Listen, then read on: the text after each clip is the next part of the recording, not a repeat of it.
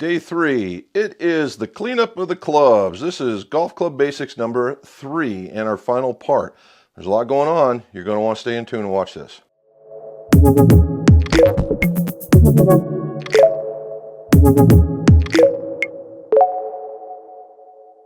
All right, welcome back to the McGolf Shop. Jim McClear here. This is the McGolf channel where we talk about golf club reviews, golf club repairs, and golf club fittings, all so your scores can go low. If you would, like, subscribe, hit that stuff across the bottom so all this information gets out to the YouTube universe. Okay. We also have a live stream on Mondays. Today is Monday, by the way. I know you probably won't see it like that, but so I got to do a piece of these, and then I'm going to go do my live stream. Come join me, right? Come join me. Same stuff, one-on-one. It's shotgun kind of questioning. Ton of fun. I think you'll like it. Join us. Okay. Day 3. So we measured, figured out what we had to do, got everything put together, got them glued. You saw what I did with the ferrules. Had a problem with the ferrules. When I went to go check these, I had 2 cracked ferrules. I did not see them on the initial installation, nor did I feel them crack on the initial installation. That's a problem. So I had to take them apart and put some new ones on. So that's where we're at. So we got them on, and I've already finished 4 of the other ones, so there's only 2 left. So that's what we're going to do, 2 more of these. So what do we got? We're going to finish a ferrule, and we use my 1x42 belt, runs at around 1800 RPM. It's a little slower so I can lean into it a little bit better. And we're going to make this ferrule be nice and even with this hosel. That's the idea.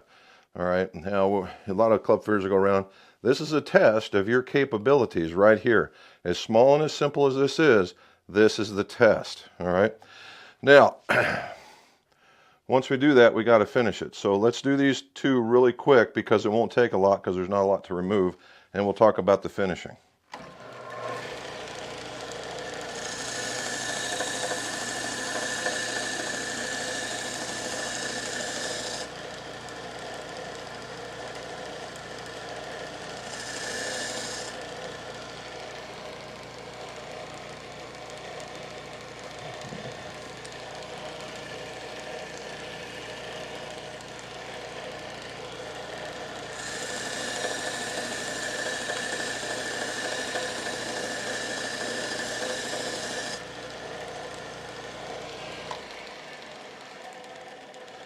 Okay, as you notice, it didn't take a whole lot of time to fix, and the idea here is that we're getting it smooth right here, and it is. It actually turned out really nice. Now, what do we do next? We take this,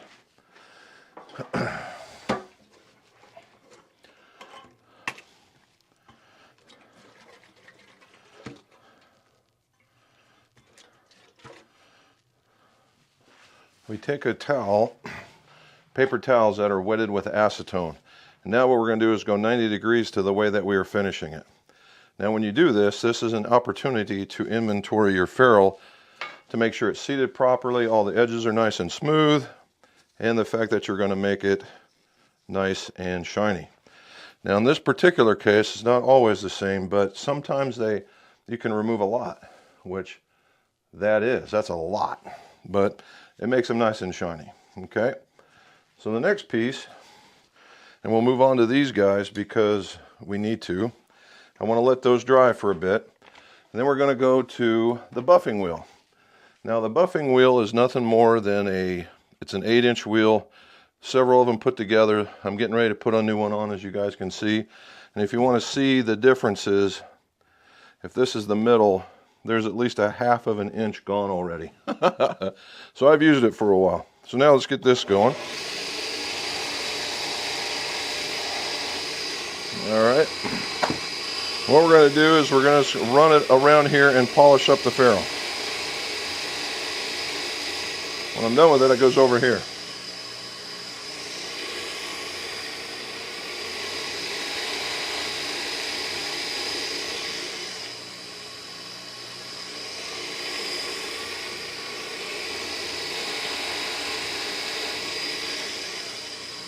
All right, I think I've given this guy enough time. There we go. Good deal. I'll let you see this one here in a second.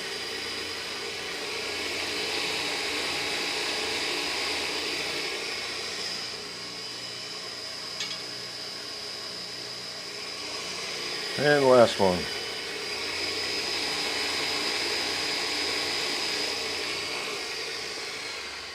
Alrighty, so I just wanted to show you what that all was right there in that real quick amount of time was. We shaped the ferrule to where it was supposed to be nice and level with the hosel. Then we used the acetone to bring the shine back. A lot of people would stop at that particular point. Would they be wrong? Not necessarily. I just like taking it to the next level. Next level is the buffing wheel with the yellow polish. The yellow polish, you can get it grizzly, and that puts the shine on the ferrule.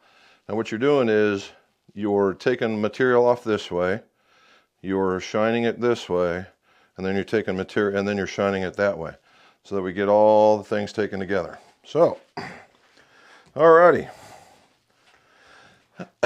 So now what we're into is the final stages of this thing, and I can't do it. So what I've got to do is I've got to measure cut first, put the grips on, and then we'll talk about what it looks like. However, I got to go do the live stream. So I know you're not going to see it right now, but on Mondays, come join us. But I got to go do that first. We'll come back and do this after. All right, so we're back live stream. It's next morning, and live stream went well, thank you. And I've got everything all nice and cleaned up, as we talked about before, and it's ready to rock and roll. These guys are nice and shiny. They fit along the edge of the hosel very well. Now we just got to cut them and grip them, and then the final thing that I'll show that I do for everybody. So I've already measured them. They're 1/2 inch over, and that's what we're sitting at. And we're going to go over here, and we're going to do this cutting and gripping, and then we'll be done. So let's get on with this number 3 golf club basics.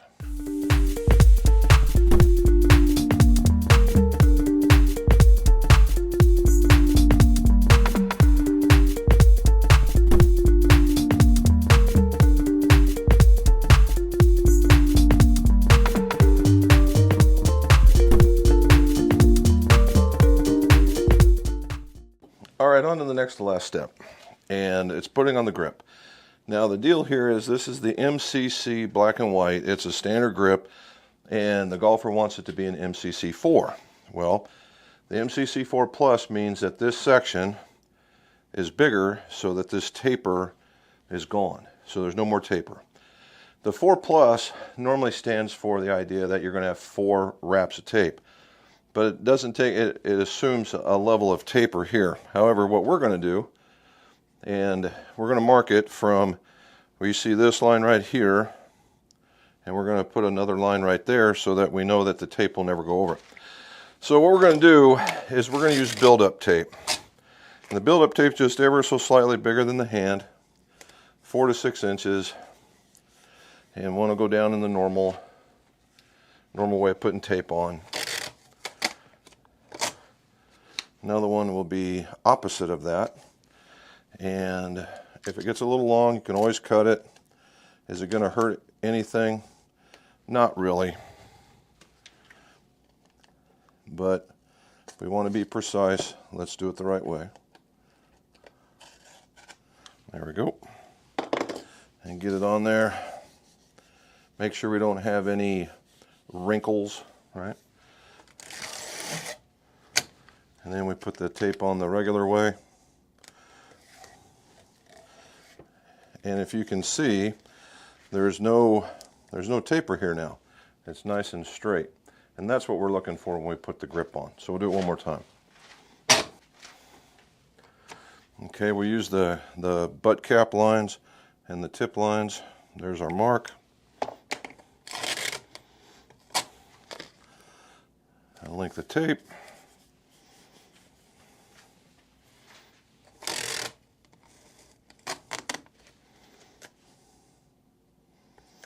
Here, I'm getting a little bit long on that second piece, aren't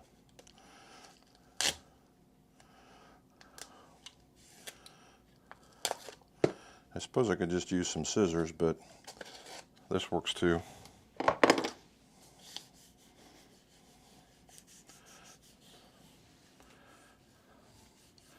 All right.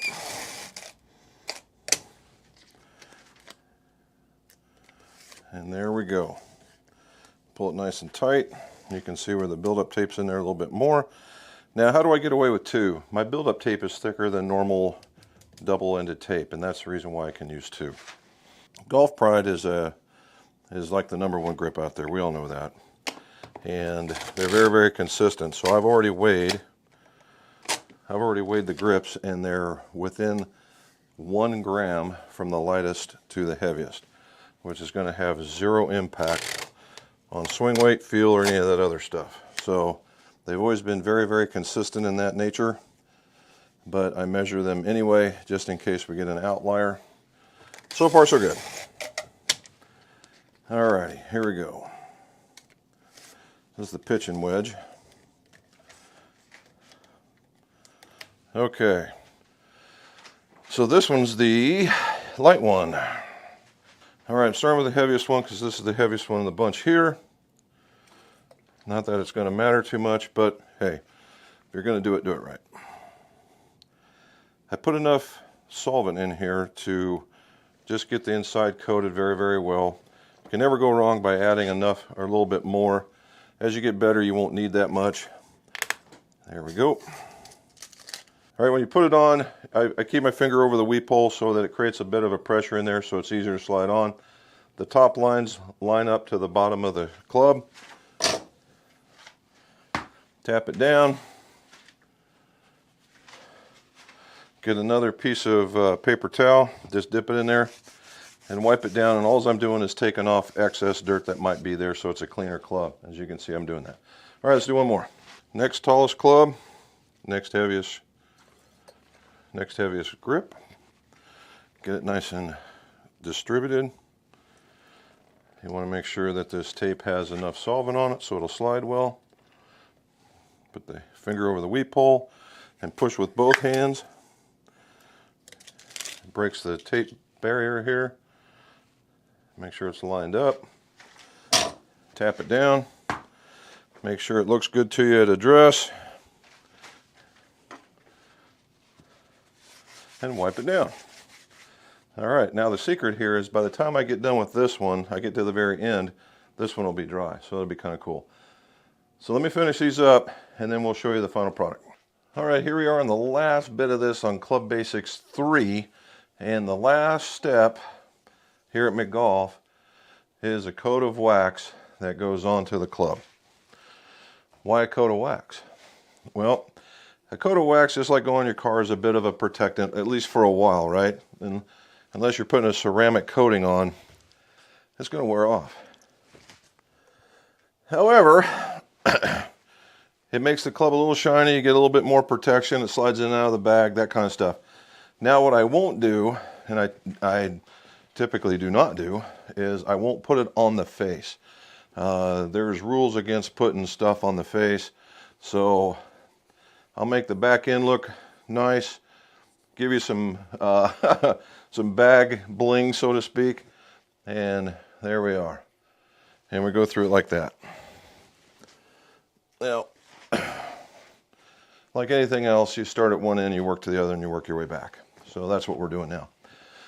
All right, so this is number 3. Number 3 was finishing ferrules, which you saw me do using the machine. Can you do it by hand? Yes, it's just not as fast. You also saw the shaping of the ferrules, the shining of the ferrules, all that stuff. Then we cut them down. I just showed you me cutting them because measuring and cutting is something that every club maker ought to know, and I've also talked about that in another video, so go look in the library and talk about cutting shafts. All right, we got that. These are looking good. And then the last bit was putting on a grip. All right. These are some of just some of the best club basics that anybody could show in doing a lot of this stuff. From inspecting the set and doing disassembly, much like we did in Volume 1. All right, so in Volume 1, we talked about receipt and we talked about disassembly, like removing the shafts. All right. In Volume 2, we talked about assembly and putting different kind of ferrules in there in order to make them fit right. We talked about the 350 and shaping the end of the shaft, which is kind of unique in a lot of cases, to make it go in there and then gluing them in. Then in this volume we talked about doing the ferrules and that kind of stuff. Alrighty, so Hopefully you learned a little bit. If you got any questions, put them in the show notes below.